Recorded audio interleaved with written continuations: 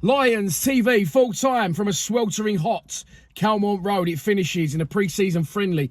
Millwall 1, Fulham 1. Dan Ballard getting our goal, which I'll get onto shortly. But before that, I just want to say, absolutely buzzing. Loved it today.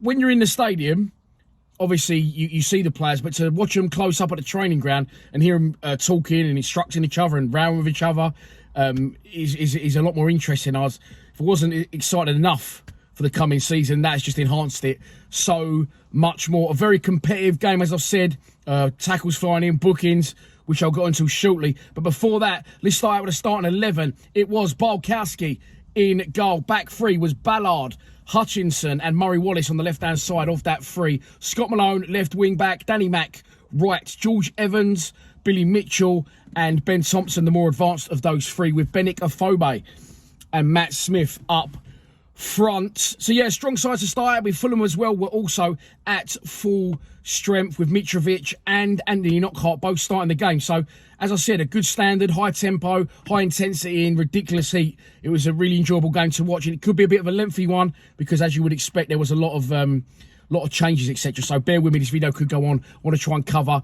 every aspect possible. We started out brilliantly. We was high intense, pressing so high, winning the ball back, almost Millwall side under Neil Harris-esque, the way we was pressing high and winning the ball back. And we was the better side.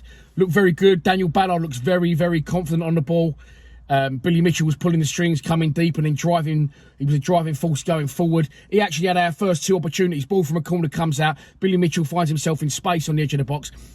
First time strike, thrashes at it a little bit and it goes over the bar. But again, that's what pre-season's for, and I'm pleased that he's getting further forward now and he's getting himself in these positions and free in the opposition box. It was Billy Mitchell again who drove forward and shot from distance, this time into the hands of the Fulham goalkeeper. He dives to his right to save. Scott Malone was brilliant, as was Matt Smith. They was pivotal in everything going forward for us. Malone getting down the wing, so confident on the ball, putting in a lot of good crosses, and he also tested the goalkeeper with a right-footed volley from the angle, which was parried away by the Fulham keeper. Eventually, we got the breakthrough, as it was on the cards. I was expecting it, and we got it eventually from a corner. Dan Ballard lines up next to Hutchinson, and as I said, Ballard looks very good on the ball.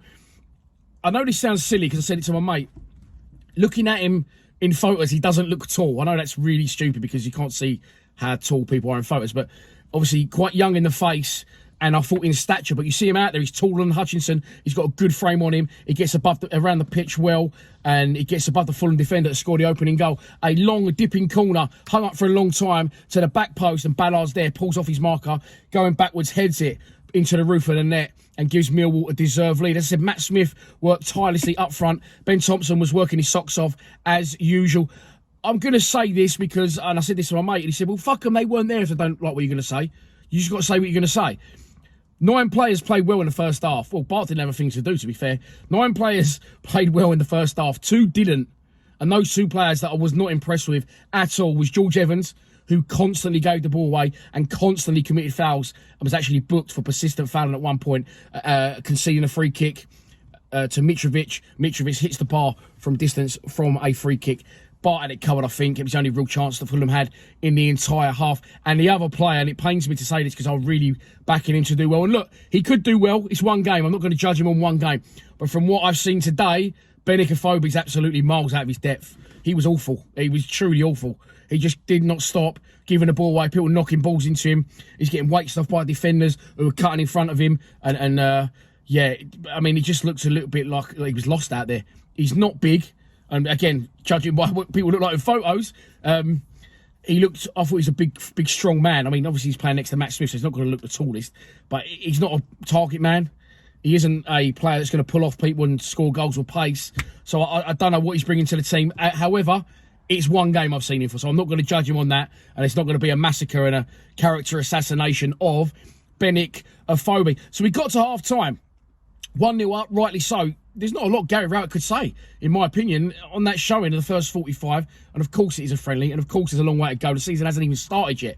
But we looked very, very strong.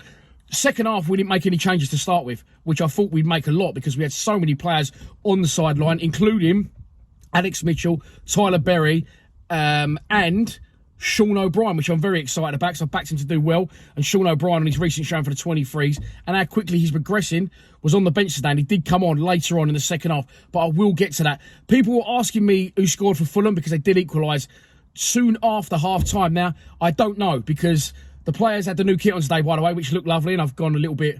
Well, actually, I bought these first and they bought the kit out after, so it's my idea. But anyway, getting back to the football... Fulham may have made changes at half-time. They may have not. I don't really know. Mitrovic didn't come out for the second half, and he was fucking getting them on us, moaning at the ref the whole fucking first half, the dick, unsurprisingly. But they may have made changes. They may not have made changes. I don't know what happened, but it was a complete pendulum swing, a complete game of two halves, and they absolutely popped us to death in the second half.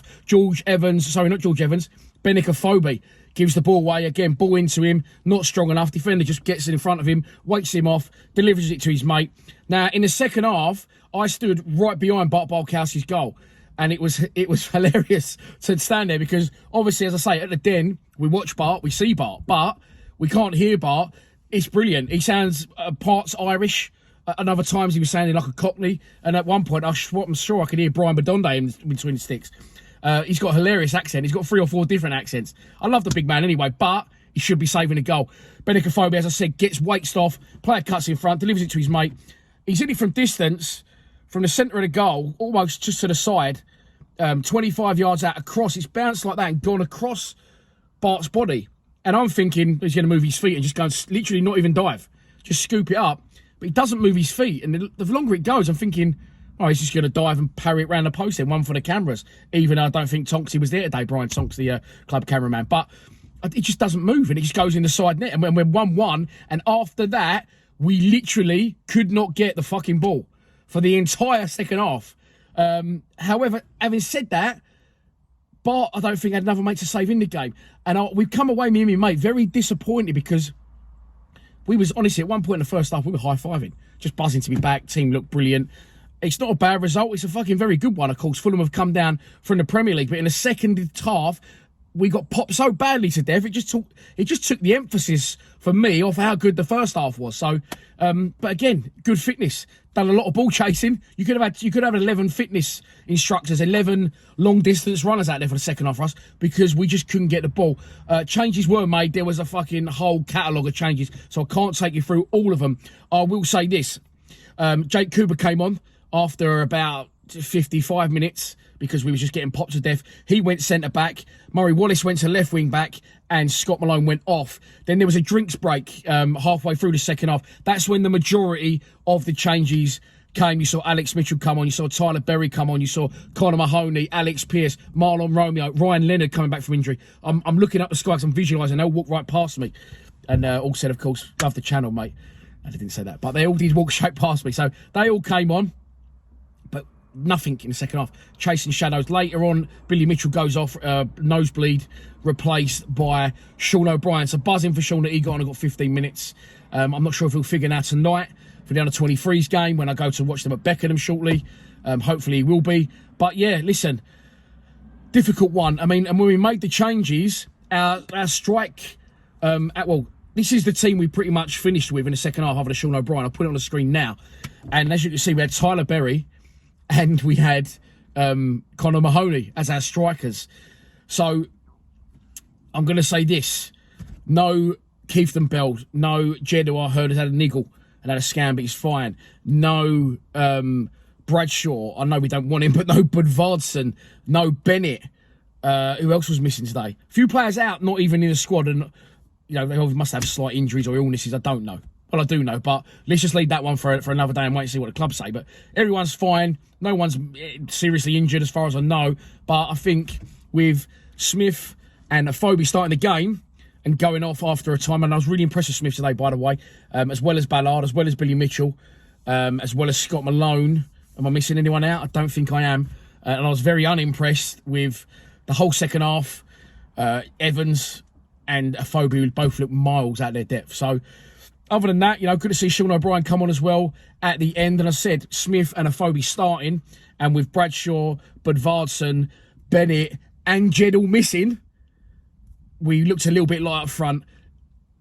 Even if we had everyone back there, I feel, on reflection of today, I would say brilliant first half, not so good second, But we've got plenty of players. I was looking at our two, so we could have fielded two sides there, Dan. We didn't. He gave a lot of players like over an hour and some 20-odd minutes. I think he'll flip that if we do have a game later on this week, which I believe could be Friday. I'm not sure. Don't quote me on that. But, yeah, good first half, very positive. Not so much second, chasing shadows. Great strength in depth as a squad. Lots of players, maybe too many players, but still no goal scorer up front. But again, you know, I've slated a phobia and I've praised Smith today, but neither of them had any service to try and score any goals. So that's for me going to remain, you know, the one elephant in the room, the one remaining factor that we need to try and rectify. Is we need to try and get a goal scorer in as well. Judging, I thought Thompson done all right today. Always battled and played the majority of the game. And I think, as he did last season, I think he's playing his way into Gary Wright's faults again. But I can't see how he's going to play them all. All them players I said, still no Keith Bell as well in the midfield, amongst others. Leonard coming back 20 minutes. We're going to have... I honestly think we could, from our squad at the minute, have two teams, put two 11s out every week and have a Millwall A and a Millwall B. And it's brilliant for the club as a structure and as a core. That I think if you did that, and the league allowed it, I think both those teams would survive. But it's not enough. We need less players and we need a goal scorer. So I've got a feeling on that showing that maybe our transfer dealing isn't done. And Raul has said he wants to bring in another striker. And I hope he does do that and gets a few players that we may not want or need or could be eating up wages out the door. But I'm absolutely sweating and as red as a lobster. So that's enough for me for now from Calmont Road. I am considering going to watch the under-23s in about 4 hours at Beckenham. I'm not sure if I'm going to do it yet, if I'm going to be honest. But for now, it finishes at Calmont Road in the pre-season friendly. Millwall 1, Fulham 1 with Dan Ballard. Very impressed with him getting the goal. Please subscribe to Lions TV. I'll probably see you later. Come on, you Lions.